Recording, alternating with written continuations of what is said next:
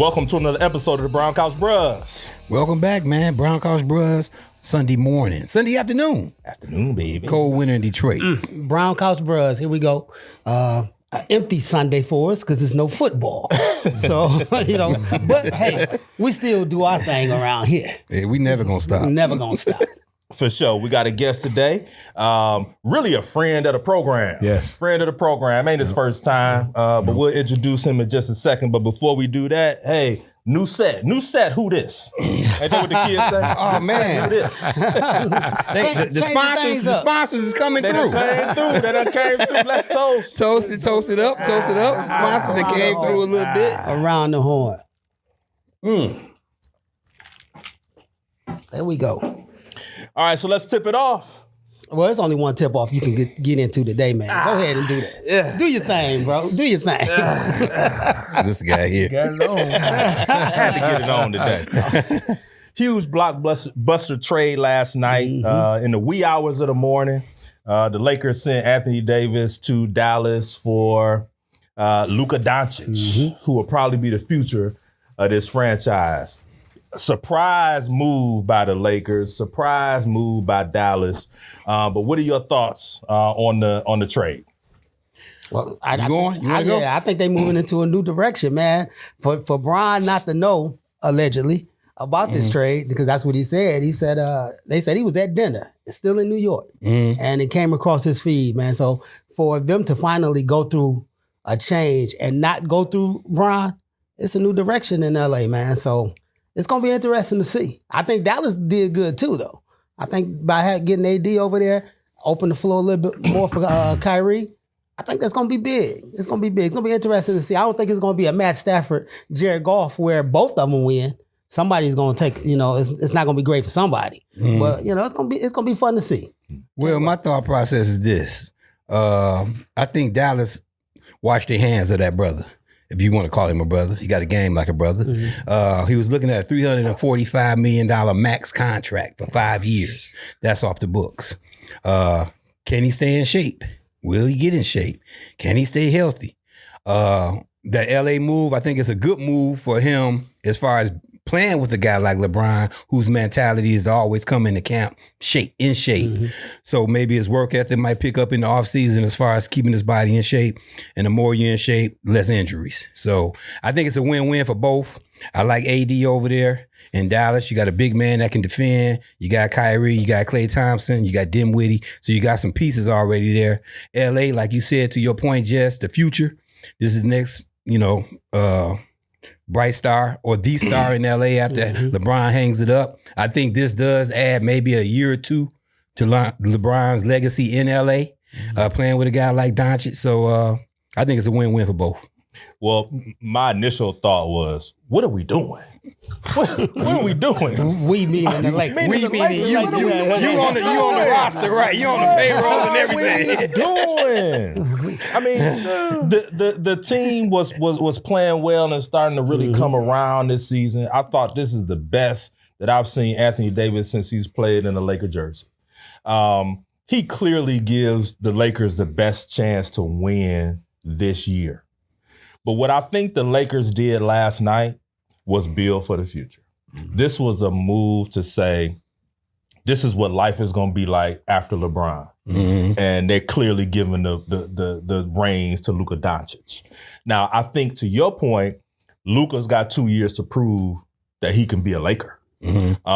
Hopefully he's learning under LeBron, taking care of his body, figuring out how to be a pro. From the stories that I've heard, Dallas is tired of Luka and his drinking beer after the game and that kind of thing. I mean, this guy is. I mean, he's got a American game with European skills, but he's got the mindset of a 20-year pro, where you can do what you want. And being a Laker, we know that don't cut it. This is championship or bust in terms of the franchise. So it's going to be interesting to see it. I know he's hurt now. It's my understanding he's going to come back after the All-Star break. It gives him another playmaker on the floor. So to your point, LeBron it could add some some miles to LeBron's career, having another guy out there to play make. My fear is that we're going to roll out guys that can't play inside. Jackson Hayes, man, you telling me Jackson Hayes gonna be the starting big for the Los Angeles Lakers, and we gonna go to the playoffs with that guy? No disrespect to Jackson Hayes, but this ain't it. He ain't it. Jackson Hayes ain't it. And so my issue is gonna be what happens to the guys in the front court. AD was huge, rebounder, defender, shot blocker, protect the rim. We don't have that now. And so having said that, part of me is saying this ain't the Lakers' last move. This ain't it. You might be right. This ain't it. Maybe it's another move to be made, which I hope it includes a big. Probably that boy out there in Indiana, who I would, Miles Turner out there in Indiana, who, has been rumored for years. Walker Kessler out of Utah. They've been talking about him. I like Walker. They have an opportunity to come to LA, but it shocked the NBA. Yeah. For a league that needs a shock right now. Yeah. Viewership is down. So this could be, something that Adam Silver takes and kind of builds off of for the rest of the year. Because nobody's watching. Now people are going to tune in. Yeah. So what going through the West, is this move for Dallas? Because we can name the teams in the West right now that's going to be in the hunt. Does this put Dallas up in that upper echelon? I think it put them there. I don't think, I still think Oklahoma and Denver are the two teams that you have to beat to get to where you want to get to the NBA Finals. But I don't see this being any slippage in the program because like T just said, you getting a guy that's a shot blocker. You're going to get you 20 and 10 a night. You got a great point guard in Kyrie. You got a great three-ball shooter and Klay Thompson. So you got a good coach in Jason Kidd that been there. Has won on every level. So I don't think there's any slippage in Dallas. I think that puts them in the mix. I don't see them right there with Oklahoma and Denver yet because, Denver got that guy out there, man, that got 21 triple-doubles. Yeah. Well, and he ain't trying to hold it up. I think in the immediate, Dallas wins this trade. I think in the future, the Lakers win this trade. I mean, essentially what they're doing is they're building for the future while trying to win now at the same time, which the Pistons tried to do years ago when they went to the Eastern Conference Finals 6 years in a row. They tried to rebuild while they were still winning. Didn't work. I think Golden State's trying to do that with their young talent that just didn't pan out. They tried it, didn't work. So let's see if the Lakers can do it. Wow. Yeah. Oh, that's a tip off. And that's the tip. Usually we go around the horn.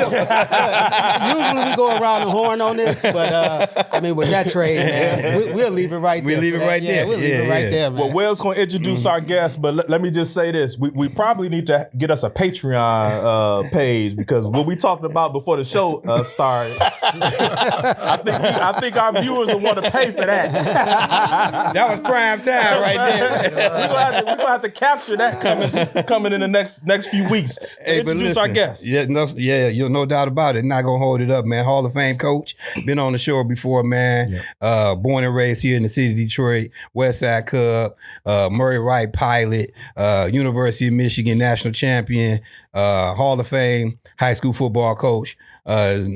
Tony Blankenship. That's all you need to say. Thank you, brother. I appreciate y'all. Thank you guys for having me, man. Hey, glad I'm happy just to be here and enjoy this with you guys, man. Thanks for having me. Hey, anytime, brother. Anytime. You like Lancho said earlier, you're a friend of the program. You're welcome to come on anytime you want to come on. If you want to host it, you can host it.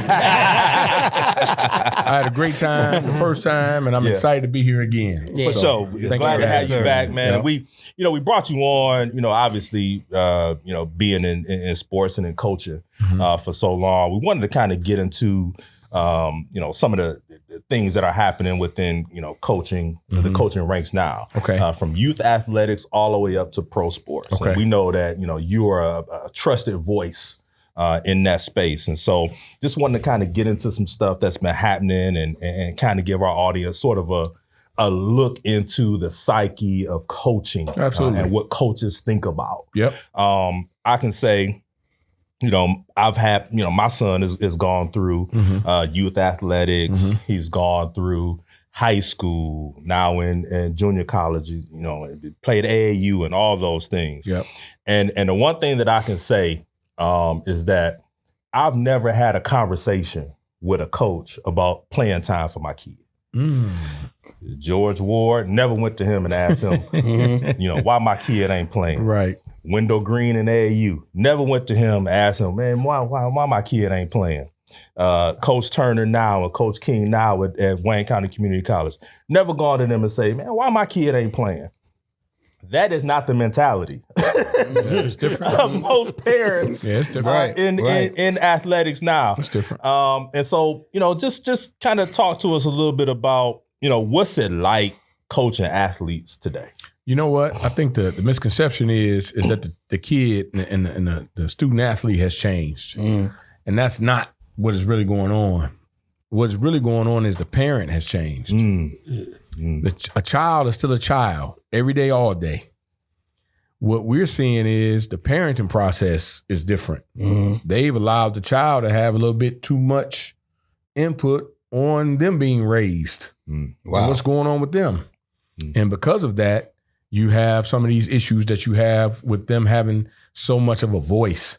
At the end of the day, I listen, I'll never forget this as long as I live. Coach Reynolds, Detroit King, legend, wonderful man. He didn't coach me, but I swear I felt like my relationship with him is like I was one of his players. He made me feel like that. Yeah. When I was a high school football player and when I got into coaching in the PSL, in my younger years. And the one thing he said to me is, he said, Blank, he said, at the end of the day, don't ever think that kids change. He said, kids are kids. He said, but parents change. And he made that very clear to me. And I said, well, Coach, what you mean? He said, well, think about it. He said, at the end of the day, a child's only do what you allow them to do. Yeah. And that's any level, any age, any generation. If they're raised up the way they should be raised up, if they're being taught and coached the way they should be taught and coached in life, then they'll follow accordingly. That's just not what's happening. These student athletes are, in a lot of cases, they're doing things on their own. And they're able to make these decisions on their own. And because of that, that's where you have all these dysfunctional situations when it comes to them making decisions on where they should go and who they should play with, because they're not being raised in that way. Right. They're doing a lot of it on their own. I mean, no disrespect to no one. I'm just telling you what I'm seeing, what I've seen over the years. At the end of the day, a child will only do what a child is allowed to do. If you're raised by a parent and that parent is in control of that child's life and the decisions that child is making, being the parent making a decision, then that child will make and be able to go in ways it should go. Yeah. Yeah. For me, and part of it, and you all jump in, part of me not wanting to get involved in that sort of aspect of my kid's life is because I can't, he wasn't raised like I was. Okay. I had freedom beyond belief as a kid, like we all did. Once the street lights came on, you just came in the house. Otherwise, you was outside playing. Right. I got a lesson from being outside. Like I learned more being outside than I did at home or in school at any point in my life. And I think it made me who I am today because I had an opportunity to have those experiences and learn how to navigate through those experiences from bullies, what street to go on, who to talk to, who not to talk to, stay away from this, don't fool with them over there. Like being tough enough so what people, you can't have them look like you soft and that kind of thing. They can approach you and take something you got, that sort of thing. I couldn't recreate that for my kid. No. But what I could do was allow him, once he got into athletics, to go through those tough times on his own.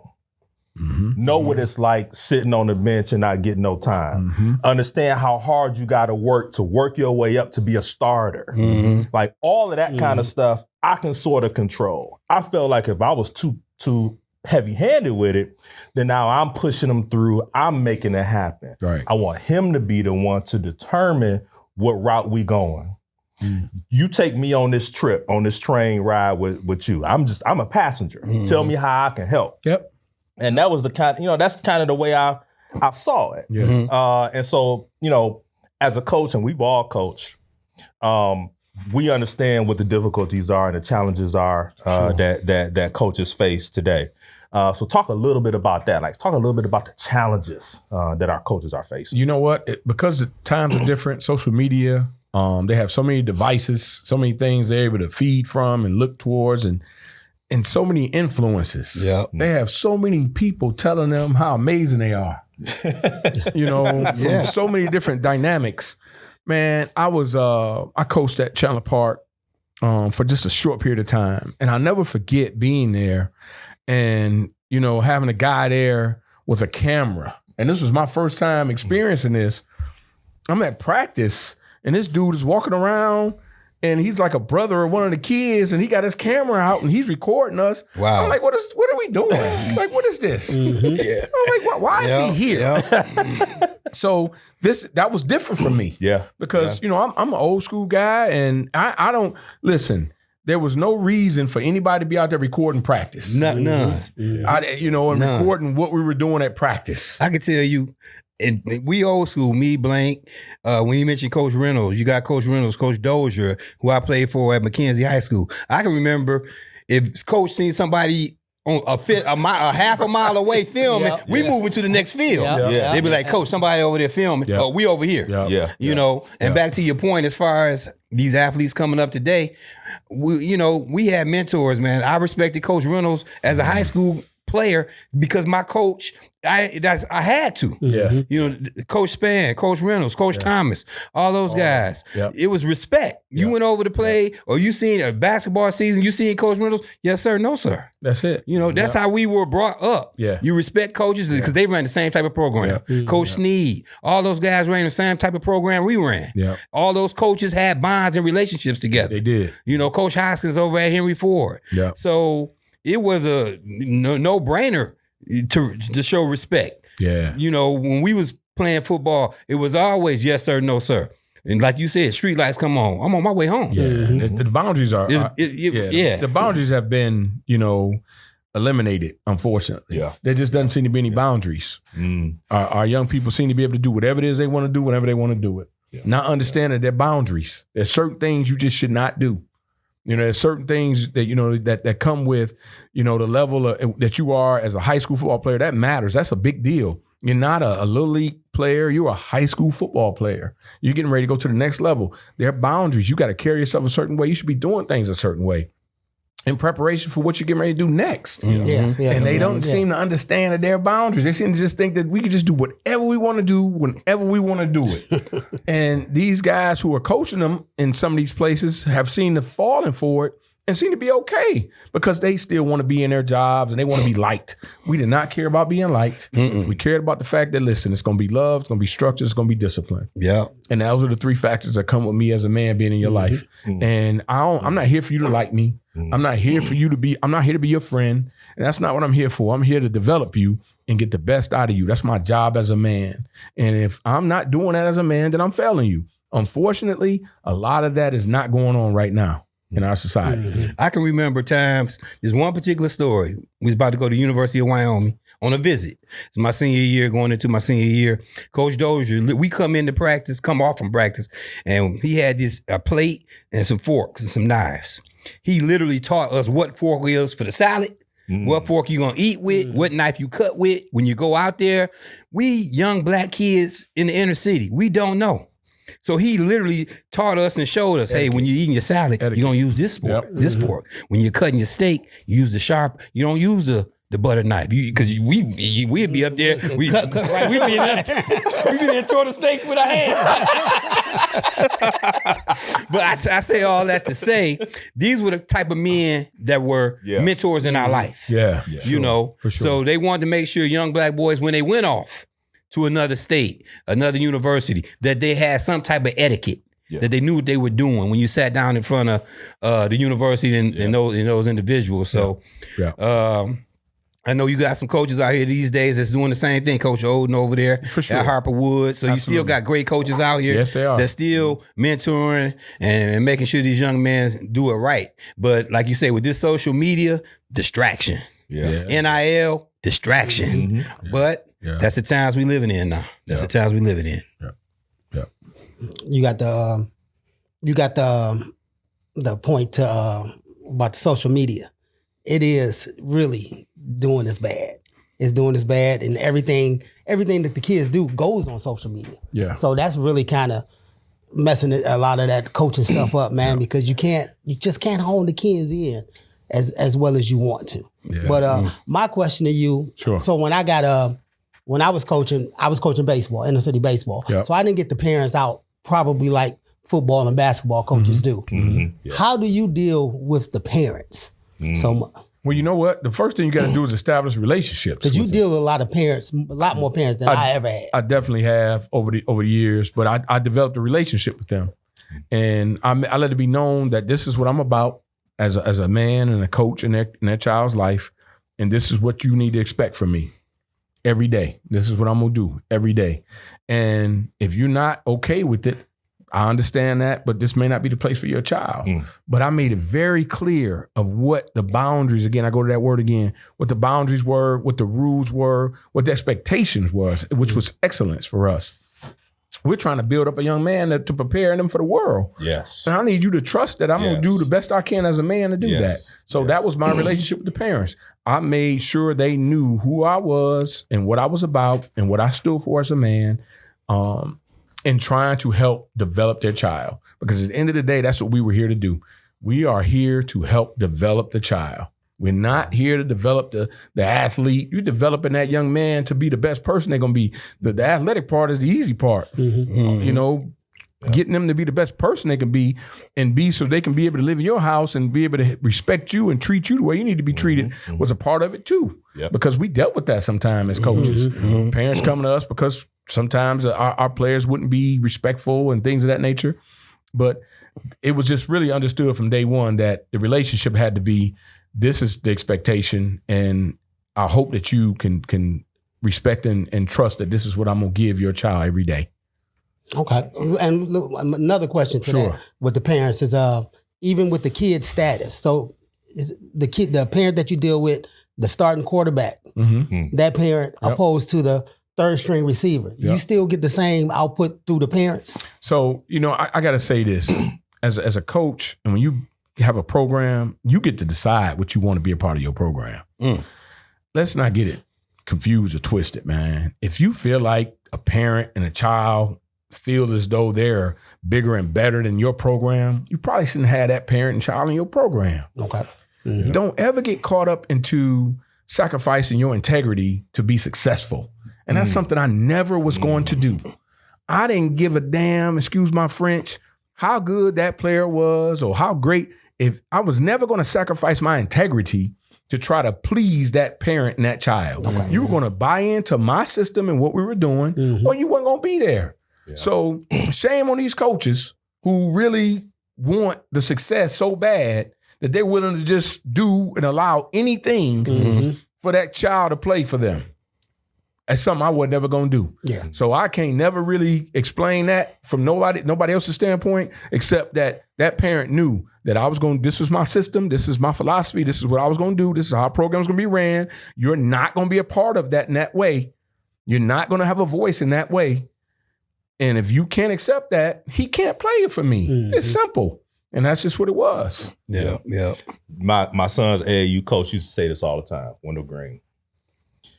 And my son had been with that program since he was 6 years old. He used to tell parents all the time. It would be parents, yelling from the stands, shoot it, pass it, all this stuff from the stands, want to win every game, every weekend. And we playing 5-6 games a weekend. Used to tell them all the time. I said, man, your kid ain't going to remember how many games they won when they was 8. Right. He ain't gonna remember how many games he won when he was in the 7th grade. They're not gonna remember that at all. We trying to build young men here. Yeah. Trying to build character. Yeah. Teach them a skill. Yeah. Make sure they ain't knocking nobody upside the head.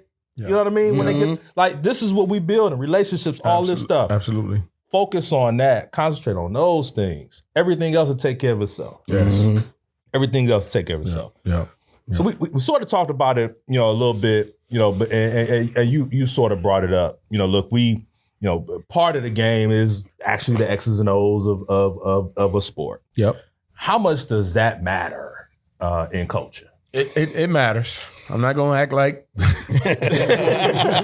Look, we spent about an hour talking about it before the show. Yeah, we did. Yeah. Look, at the end of the day, look, the character matters. All the things we discussed before the X's and O's part, but you still got to know what you're doing. Yeah. You still got to be able to make the proper adjustments as a coach to get your players in a position to win games and be successful consistently. The X's and O's matter just as much as the character building matters. There's no more than the other. They all matter the same. You got to be able to, out coach a guy that you're going against. You got to be able to make the proper adjustments. And that's the key word, adjustments, when you're going against people who are just as good as you, as a coach. X's and O's matter tremendously because you're going to have times as a coach where you're going to have to put your players in a position to win a game that they can't necessarily win with their talent. They got to be able to win it with the X's and O's, with the play calling, with the adjustments that you made as a coach. Right. There are also going to be times as a coach where you need your players to make a play, even though the play calling that you have set up is solid, but the team was able to defend it well. You need great players too, so it goes hand in hand. But ultimately, don't ever believe that coaching is, not an important factor. It matters tremendously on all levels, especially at the high school and collegiate level, and even at the pro level. Yeah. You still got to be able to coach and make the proper adjustments. If you're not adjusting to what's going on, if you're not able to get your players in position to make the plays where there's no play to make, then you're going to have problems. And we'll see this, coming up next week in the Super Bowl, and I know we'll discuss it. But at the end of the day, you got to be able to make some plays where there's no plays to be made. And sometime as a coach, you got to be able to draw that up. Yeah, you got to be able to get your guys in position to win a game because of you as a coach. And sometimes they got to be able to make a play and they got to win it for you as well. So it go hand in hand. I want to piggyback off of what he's saying as far as the coaching, man, the X's and O's. On my way in, I was listening to Andy Reid, Phil Simms, and Boomer Esiason. When Valenti, they do a show in the morning on Sundays. And Phil Simms said, man, Spagnolia and Andy Reid are the two best minds when it comes to that offensive side of the ball and the defensive side of the ball. He said it's nothing like it. He said when you have guys like that, he almost damn near called them geniuses because they're so well in tune. When they called that corner blitz last week, out of the quarterback got to go up there and be able to see that corner. Corner was in tight on the receiver. He didn't know that guy was blitzing. No, it was coming. Allen didn't know it was coming. He made a great throw, but to Blank's point, the X's and O's, they're very important from every level. We had guys, my football coach in high school, he didn't have the opportunity to really have a great staff around him, but he did have a staff. Great players. You got guys over at King, great staff over there, man. Coach Reynolds, Hall of Fame coach, great coach. Shep, great coach. It's just those guys knew the game. They slept the game. Look, can I say this? See, to your point, Dame, this is just the thing that people didn't understand. We were playing high school ball, all of us. Everybody had all-state and all-American football players. The difference really was the X's and O's. That was it. Guys being out of position on major plays, big plays. Joe Hoskins and what they were able to do and Henry Ford, they had Nardi and all those great players. But if you would have had guys in position to stop them, you could have stopped them. And obviously, when they go out and play the suburban schools and state playoffs, they were able to do it. And they showed they could do it because guys were disciplined enough to be in position to make plays. In the city, sometime, man, we just were not in position to make plays. Not because we weren't talented enough. We were all talented. The X's and O's, that mattered. It was tremendous. God, we were all on the same level. It was an all-city, all-state guy on every team in Detroit coming up, man. And you'd be surprised how many times the Henry Fords of the world went and played in the state championship games against smaller guys, opposing teams, smaller guys, not as athletic, but the X's and O's and the technique. And they stuck by the technique. Yeah, you might get out physical, but you stay on the outside shoulder. I don't care what happened. Do your job. You got to do your job. Yep. Yeah. Do your job. Do your job. And they end up winning the game. Yeah. You know, and we had, like Blank said, athletes. We had All-Americans, man. We had guys playing on Sundays. Look, and major, at all the major high schools, everybody had pros. Everybody. You know, and I'll never forget this, and I'm going to end with this, guys. When I was at Denby, and we played Ida, and Ida was one of the top schools in the state at that time. They had beat us the year before. We were more skilled when we lost to them. The key was, can we X's and O's our way to beating this team? Yeah. And I knew I had to do that. And I worked my butt off in preparing, but I didn't prepare the week before the game. I was preparing for Ida, man, week 5. Yeah. Right. You know, I was getting my kids. I knew we had to play in the city championship against Cody. I think we played that year, or because we played against teams who were in the spread all year, the RPO all year. We weren't going to see none of that in the state playoffs. They were all going to run a wing tee. They were all going to be in position where it's double tight and double wings. So what I was doing was I spent a practice period preparing for double tight, double wing. And my kids didn't understand what was going on. I was like, look, we preparing for Cody. We preparing for Mumford. We preparing for everybody else. I said, but we preparing for the state playoffs. That's it. And at the end of the day, you guys got to know how to bend off the edges. You got to know those guys going to be pulling all day. We got to be able to make the ball spill. We got to be able to make the ball bounce. These teams are going to crease us underneath all day. They're going to try to jump you to the next level and let your tackles get upfield so they can give quick handoffs to the fullback underneath. Quarterback dives underneath. And it worked because my guys were disciplined enough at that time, and we almost won the game by 2 scores. Didn't matter. We ended up winning the district championship against a team from, much further away from us, who we probably shouldn't have beat, but we were disciplined enough to do it because of that, the X's and O's. And that's what it is. And part of that, too, is being able to play, win, execute when the conditions ain't favorable. Exactly. You up in northern Michigan. Yes. Cold. Nobody knows who you are. No. Nobody cares who you are. Right? You got to play against the referees, the crowd, and everybody else. Yes. And so a lot of that is preparing your kids for that as well. Absolutely. And the Kings and the Cassis and the Harper Woods, who've most recently won state championships, give credit to those guys where credit is due, because they discipline their players to be able to get themselves in a position to beat these teams. And I have so much respect for those guys, man. Just for them being able to get those guys, it's not easy to get our kids to switch mindsets. Because you're seeing a different type of football all season long. And then you got to see a different style going to the state playoffs. So that gives those coaches that much credit. I give those coaches that much credit in knowing how to prepare their kids. So to me, that answers the question. Does the X's and O's matter? Absolutely. For them guys to be state champions, it's because the X's and O's matter. Well, we know how important head coaches are. Yes. But assistants are just as important in the Yes, sir. So just touch on a little bit with the Lions, losing both of their coordinators in a week. Now, part of that is that's a great problem to have, right? Because that means your team is successful when people are coming in to come grab your coordinators from you. But talk a little bit about the importance of your coordinators, particularly in professional football. And then, how successful do you think those two guys are going to be in the various places that they've gone? All right. First thing is camaraderie. I'll talk about that. They were successful because you've had a couple of gentlemen, who, and Aaron Glenn, who did an amazing job as a defensive coordinator. But again, he grew into that. He built camaraderie with the Lions. He was able to get those guys to buy into what he was doing. We get a head coach a lot of credit, and he deserves it. Campbell deserves a lot of credit as well. But at the same time, those coordinators they spend all the time with the players, in the meetings and buying into the systems. And the way they were able to do that, and the way they were able to get those players to trust them and trust the system, it happens because the players see success. You're only going to be successful when your players can see what you told them is actually working. Right. So that was the key for the Lions, for them to be able to have really good coordinators and getting those guys to buy into their systems. That's camaraderie. It took time. It didn't happen overnight. And I'm going to give the Lions fans a little bit of, of a nugget right now.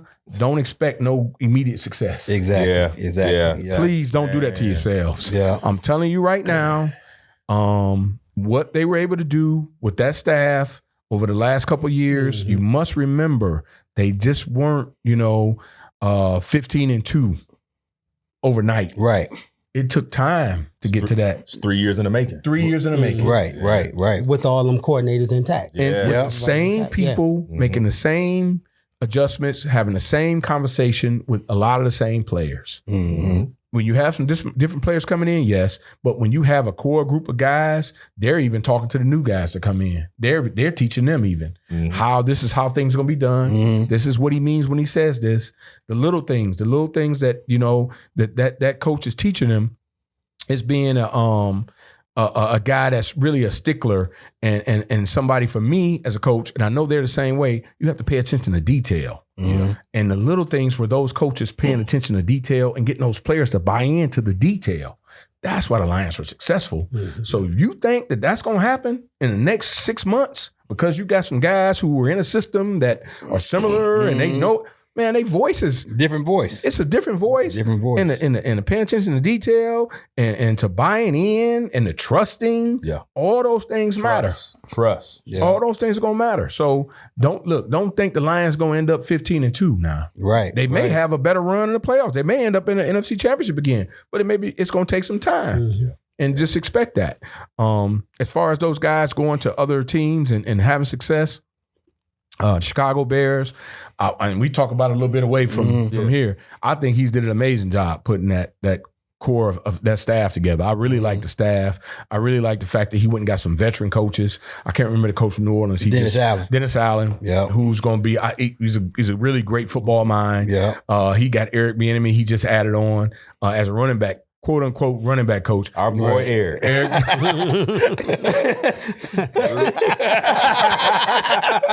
I'll give him that. I got Eric. So look, trust and believe when I tell you guys this.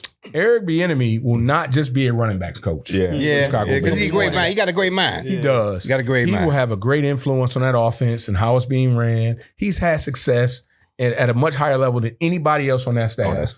Yeah. So he'll be able to help them at a very high level, man. So, I just think he's done a really good job in building that staff. The Jets is a little bit more complex situation. Mm-hmm. And it's always hard for us, man. I know this is a whole nother subject for another day that we can discuss another time. Mm-hmm. A lot of time for us as black men, we end up getting these coaching jobs, and man, they're tough jobs, man.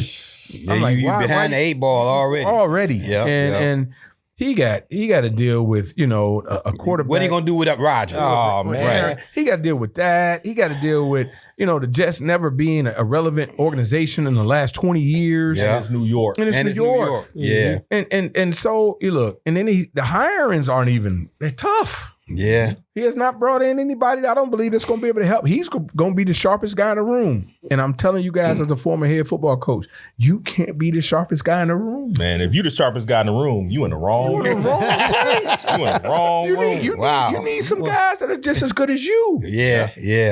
What they're doing. And and Aaron Glenn is the sharpest guy in the room right now. And that's a problem for me. Yeah. So I worry about him, and I worry about the Jets. The Lions need to be concerned because Chicago's going to be a problem, guys. Yeah, they got weapons. You said that. You said Chicago's going to be a problem. They will be. They'll be coached. Let me ask you this real quick. Do you think me personally, I would, if I'm Aaron Glenn, I don't keep Rodgers around. I just want to start off fresh. I don't need a 40-year-old guy making $50 million dictating how I want to run this offense, or guy got 20 years in, man. He Hall of Famer. Or having any say, bro. Right. Because he's going to have some say. Right. So I just nipped that in the bud. Your time is up, bro. It's up. It's time to, I don't even know why you took the job. I mean, look, man, it's hard for a brother to get a job. Well, the defense is not going to be bad. They'll be solid. I would have taken the New Orleans job. I agree. That would have been a better fit, man. It's a little quieter. You going into the draft looking for a quarterback, and everybody knows it. So it's not like you know what I mean? You starting over from scratch. You're doing what he's doing, what you think he should be doing in terms of Aaron Rodgers. Yeah, I think he did it, T, because he came from there. Yeah, man. Well, he played 9 seasons. I think 8-9 seasons there, and he's loved. Yeah, he had a lot of success until they go 0-5. Well, then they got a pretty. he loves until they go 0-5. But I'd rather go 0-5. I'm gonna go 0-5 without Aaron Rodgers. I agree. So yeah. To go back to yours, so you guys, I don't know. I mean, I'm torn. Who else though? Who you gonna put a quarterback? Well, if I got a every down back in Breece Hall. You do. I got 2 great receivers. You do. I got a solid defense. I got a lockdown corner in Sauce. Yep. So I could build off of that. Okay. I could throw a rookie quarterback in there. Am I gonna go make the playoffs? No. You go Tyrod. I go Tyrod Taylor. He can, I like that. You go Tyrod. hold it steady And for a draft minute. you one. Run the football. Run the football, play action. play defense. Just run Play the football. defense. Right. Hey, I like that. Might get Okay. you 6 or 7 Hey, that's wins, it. maybe. That's it. And then you build from there. Yeah, let's like be that. 8-9, 9-8. Let's figure I it like out from that. there. Yeah. I like that. Yeah, so- I support that for sure. So I don't know if they had that talent in New Orleans like they do offensively and they got- defensively like they do with New York. They got your defense. So the Lions just didn't lose 2 coordinators. They lost 7 coaches altogether. 3 of them went to Chicago, 3 to the Jets, 1 in New Man, England. why you doing all this I'm math? telling you, I'm just fact checking, man. I just want to make sure we know. Man, it's February, man. Y'all got me stressed over here, man. Hey, man, it's gonna be. But to Blank's point, man, about the camaraderie of the coaches, you're putting together a whole new staff, Yeah. pretty much, man. So I mean, I wish Campbell luck, but he got his work cut out. He bringing back Joe Morton, who was on the staff prior to him going to Denver as the offensive coordinator. He promoted the linebacker coach to D coordinator. So the system is Campbell's Well, the system. system is going to stay. Right. But I the disagree voice though, is D. It's not. It's Ben Johnson's system. Well, no, because they went 9-8 the year they hired Ben Johnson after he fired Yeah. the old coordinator he had. Anthony Glenn. I don't think it's gonna change as much because are we gonna go 15-2? No. Right. I would if we go 12-5, I'd be shocked. But I still think, to your point, we still might be playing in an NFC Championship game next year. Look, it could happen differently than you ever would have thought. Yeah. Just like they Right. lost in the first round this year, which was, And we was 30 minutes away, 30 minutes away the year before. Yeah. You never. The NFL is that way. It's very fickle. You don't have any idea. I still think, though, going back to when you were discussing, Ben Johnson had his hands on all that stuff, man. And I think Campbell allowed a lot of that stuff. I'm just telling you, Ben Johnson's got a different mindset on how he calls plays. You probably got right. You got a probably new right. guy in here who he's gonna have his look. I'm gonna tell y'all something about coaches, man. Don't ever forget this, guys. They all have their own personality. Yeah. And they all got something to prove. Yep. And I got to shout out to my brother Joe. My brother was my offensive coordinator for a couple of years for me. Mm-hmm. And when I tell you, man, the debate and the arguing we had to go through because he wanted to go show people what he could do. I'm like, bro, we could just run the football. But we should be able to do this. Right. But I'm like, we don't have to We do don't that. have to do that. Right. So your man, who's the new guy now? Joe Morton. Joe Morton, Yeah. he gonna go to, hey, I want to do this. And he's a downfield guy. Yeah. He's not a run. Well, no, they hired the brother from Stanford. Well, He likes to run the ball. He Run the the pa- ball. No, he like to run. He the passing game He the coordinator, passing game coordinator. quarterbacks and he's coach. a Harbaugh guy. Yeah. And he's a great dude too. His sister went to Michigan with us. David used to be the head coach at Stanford. The brother. Yeah. Yeah. Look, I'm telling you guys, he's got his own mindset. Joe was like, we can do this. We gonna listen. He's gonna want to do things, man, his way. Because it's an ego thing with these guys, and I learned that just from coaching with my brother. I learned that there's really serious ego when it comes to these guys calling plays. Man. They like want to show people who they are. I'm glad you said what you said. I ain't happy about it. It's February. I'm glad you said what you said because it's some Lions fans and there's some of our listeners who gonna say, I'm glad Ben Johnson gone. I ain't like all them trick plays. I didn't like this. I ain't like that. They took too many Fourth chances. down, fourth and two. On fourth down. Don't get mad when you see the Bears doing that next year. Right. 4th and 6. And they tucking it under to somebody, and they go off yard. And they got an athlete. And they got an athlete at quarterback. They got so athletes. they can Everything got to be perfect. do it. Everything got to be Right. perfect. Something can go wrong, and he's still gonna make a play. And we playing traditional football. Right. We Because I playing- think that's what we headed. We headed into a more traditional looking football team. Yeah. Run, pass. Yeah. We make it, we keep going. Run, pass. We don't make it, we kick. I think we're going to that. I don't think we're going to taper down not that much. I mean, you still got two great backs, and one of the backs can catch the ball out of the backfield and downfield. You still got a solid receiving core. We got to tighten up the offensive line for sure. But I don't think we're going to veer away from some of the success we have. Yeah, to Tony's point, yeah, Joe Morton is going to do some of his things. It's not going to look like it did the last 2 years, 3 years. It's just not. No, it's not. It's not going to look. But who's saying it can't look better? I'm not mad. Results. I think the results could be better. But I don't think we're going to be as excited. I agree. I'm we more were agreement with the last 2 years. We're not going to be that excited. We got to understand too. The teams are going to be more prepared too.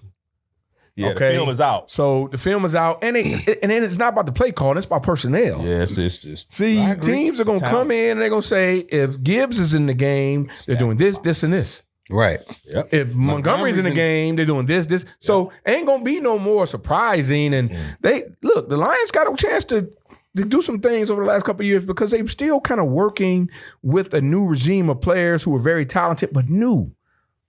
Ain't no more of that. They know who the quarterback is. They know what he can and cannot do. They know who the running backs are. They know what they can and cannot do. They, as a coach, I'm telling you, when I go and I scout and I look at how I'm gonna try to stop you, I'm gonna stop what you like to do best and what you're most successful at. You got to make the adjustment now. Mm-hmm. So that's something you guys need to be, the Lions, they need to be aware of, and the fans need to be aware of. They know when they see that kid back there, and he's super bad. He's immediately hitting them holes with explosion. Look, man, you got to be able to almost overthink what the defense is going to try to do to stop you. When Gibbs is standing straight up in the backfield. This is what he's doing. When he's standing well, he always standing straight up. Well, he does. If he does it all the time, that's good. It's about to be a problem. But I'm telling you guys, tendencies are shown. And I know it's a different coordinator, but it's the personnel is still the same. I coached according to what I saw. When I coached against somebody, I coached according to the personnel. Then what I saw, this is what they're good at, and this is how I can stop it. You don't think them NFL coaches doing that? I do think they're doing that, but at the end of the day, the game is won in the trenches. Okay, D-line, O-line. All right. And right now, we need to improve our O-line and get healthy on our defensive front. And I think if we do that, I don't care what the other teams, the opposing teams, trying to do. If we got the dogs up front, we're gonna be all right. Well, you better hope they ain't got none. Well, obviously the two teams that's in the Super Bowl, they got them. Look, so to be clear, none of us have said that the Lions are going to fall off, even though they bringing in new coordinators. Right. They still going to be a tough team. They're going to be solid team. They're going to be solid team. They sure will. That division going to be tough. Especially with Ben Johnson over in Chicago with those weapons. And their schedule is going to be tougher. They got a tough schedule. It already is. Yeah. I mean, it'll be 11-12 wins, and I think that'll be enough. That's a lot. That's still a lot. I think that'll be enough to do what we want to do next year. Right. Want to jump to some Pistons talk real quick. I mean, you've seen the success of the team this year, the emergence of Cade Cunningham. But how much has Bernie Bickerstaff's imprint on that team made a difference in their success? I think it's like we discussed with the X's and O's earlier. I think coaching matters. Yeah. If it didn't matter, teams would have been better before. Yep. And I think what we talked about earlier too, with camaraderie and being able to have players and coaches buy into, systems. I think that matters too. Bernie's done an amazing job, man. This dude obviously has his imprint on those guys, and they're able to believe in him and what he believes, and systematically what's allowed them to be successful. Cade is big time. He's an all-star, man. That dude is good, but I think bringing in those veteran players has helped them a lot. I think, and I don't understand why that didn't happen before. League don't do that, man. They don't. I don't think the NBA has not valued veteran leadership for a long time. Yeah. And I think they're just starting to kind of turn the corner on that in some franchises. But for the most part, those vets teach you how to be a pro. Yes, they do. Yes, they teach you how to be a pro. Yes, they do. Before you get to the playing surface. How can I be a pro? Yeah. What is this like? Yeah. What should my mindset be before a game day? What should I be eating? That kind of stuff, that comes from your veterans. Absolutely. Yeah. And I've seen so many players talk about, their success and what impact veteran players that they had on their teams had for their success. You talk about people like Kobe Bryant. If it wasn't for Byron Scott, you wouldn't know who Kobe Bryant was. Right. Ooh. Byron Scott, basically babysat Kobe. Yep. his first year. Byron Scott wasn't even playing. Right. You look at Grant Hill. Joe Dumars. Yeah, took care of Grant. Took care of Grant Hill. Sure did. I mean, so those kinds of things, that's what veterans bring to a team, particularly for a star player. Udonis Haslam. Oh, yeah. Oh, With the yeah. Miami. Deep for Miami, for years. sure. Even Juwan Howard, yeah. There is Great no point. heat culture Without Udonis, right. True. He Great created point. it. He created it. Yeah. Yep. Yeah. I also think, and getting back to Bernie Bickerstaff, I think it's a difference when a brother talking to you, having a conversation with for you, sure. correcting you. Like, there's a different kind of mindset, and that team has adopted a different kind of frame when you see them play. Like, it's almost like the Bad Boys 2.0. Oh, These yeah. dudes really they ain't going. No, they Right. tough. They ain't going. They out there getting They kicked are out of tough. games. Tough, Yeah. man. Fighting, all that, Oh, yeah. man. And you know, we like that kind of stuff. Yeah. around here. Like that. We gritty, we grind. Yeah. Right. That works for us. But you didn't see that last year. No, Under there wasn't no Monty. fighting. You ain't see that under Monty Monty. wasn't talking to him last year. Bernie's talking to him. Monty was like, Monty was just Monty saying, running out man. the ball and Monty like, get man, 12 I'm million, gonna do man. 20. Right. 12 million a year. What you got to say? He's still getting paid. Monty probably was like, get me out of here after the first day. Keep my money. I ain't got time for this. It was 7th hour gym class. Yeah, that's what that was with Monty. 7th hour gym class. Great over point, there, T. man. Yo. That sports class. You've coached women. You've seen the rise of women's sports and all the eyes that are on women's sports now. Talk a bit about it. I'm sure you've seen that there are a number of Detroit professional athletes, former athletes, who are looking to bring back a WNBA team to Detroit. Yeah, look, first of all, shout out to the Detroit Shock. I think they were back-to-back champs. Missed them ladies. Missed those championships. During their success, the Detroit Demolition, whom I coached, and we had wonderful ladies. We won 5 national championships. We always supported them, and they even supported us. Yeah. So there was a combination of love there, man. We really appreciate that. And we hated to see them go and leave and go to Oklahoma during that time. Just really excited about the possibility. The information I've got a chance to see with Chris Webber and Grant Hill being a part of the management, ownership. It's going. I think it'll be great for the city. Yeah, I think it's great for these young ladies in our city right now because we have a lot of young ladies who are playing basketball now, and on all levels, and it's become a really big deal. I work at a middle school where we have a middle school girls team, and I just think it will play a huge part, man, in what they're able to see in professional athletes, and someone like themselves and what they can become as they become, young adults. So it's exciting. I'm happy for the city. I think it's a great thing for the city of Detroit. I think it's a great thing for women's basketball.